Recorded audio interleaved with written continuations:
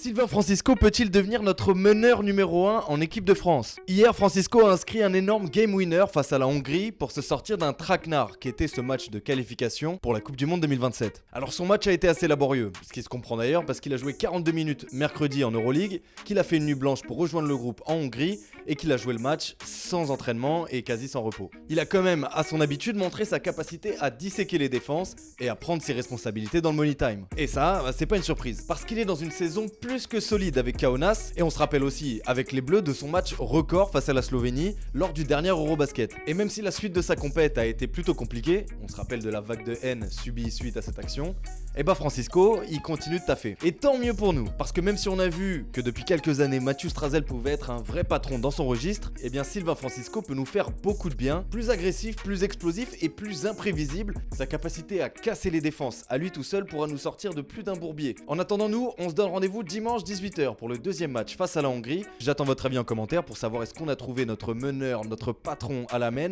en Sylvain Francisco, ou si vous voyez quelqu'un d'autre, il y a de la concurrence derrière, Théo Malédon, Dolin Traoré peut-être. Je sais pas, à vous de me dire dans les commentaires.